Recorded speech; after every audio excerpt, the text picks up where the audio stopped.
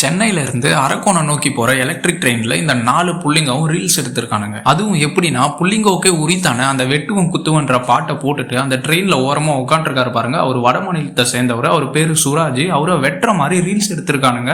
அவரும் பயத்துல கையை வச்சு வச்சு தடுக்கிறாரு. அவனும் வெட்டுற மாதிரியே போஸ் கொடுத்துட்டு இருக்கான். இவனுங்க போயிட்டு இருந்த பெட்டியில ஆட்கள் நிறைய பேர் இல்ல. இவனுங்க அட்டூழியத்தை பார்த்த அந்த கொஞ்சம் பேரும் இவனுங்களை போய் கேட்டா நம்மளை எங்கேயாவது வெட்டிடுவானோன்னு சொல்லிட்டு பயத்துல அவங்களும் எதுவும் கேட்காம அமைதியா இருந்திருக்காங்க. ட்ரெயினும் திருத்தணி ஸ்டேஷன் வந்து நிக்குது. அப்போ அந்த வட மாநிலத்தை வர இந்த 4 பேரும் தரன்னு இழுத்து போயிட்டு அந்த காம்பவுண்ட் சுவர் இருக்கு பாருங்க, அந்த முள் போதர்கிட்ட போட்டு சர மாதிரியா வெட்டியிருக்கானுங்க. கிட்டத்தட்ட 25 வெட்டுக்கு மேல வெட்டியிருக்கானுங்க. அந்த வீடியோவை நீங்களே எல்லாரும் பார்த்திருப்பீங்க. அப்போ பக்கத்துல உள்ள ஒருத்தவன் மண்டை பொழந்து ரத்தம் வருதுன்னு சொல்லுவான். அப்படி இருந்தும் அவன் நிறுத்தாம வெட்டிக்கிட்டே இருப்பான். அவனுக்கு எங்கெங்கெல்லாம் தோணுதோ அங்கெல்லாம் வெட்டியிருக்கான். அவரு கத்துற சத்தம் கேட்டு அந்த வழியா போன ஒருத்தர் அதை பார்த்துட்டு போலீஸ்க்கு இன்ஃபார்ம் பண்ணி இப்ப அந்த வட மாநிலத்தோட சுராஜ் என்றவர் ஹாஸ்பிட்டல்ல போய் சேர்த்திருக்காங்க.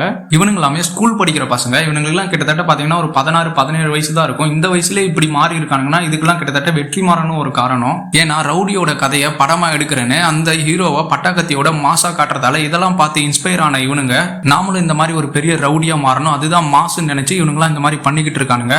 இந்த கஞ்சா குடிக்க நாயங்களெல்லாம் சிறுவர் சீர்திருத்த பள்ளியில வச்சு பாதுகாக்கலாம் கூடாது, விஷம் வச்சு சாவடிச்சிடணும். ஏன்னா இவனுங்கெல்லாம் வளர்ந்தா ஏகப்பட்ட பேரை காவு வாங்குவானுங்க.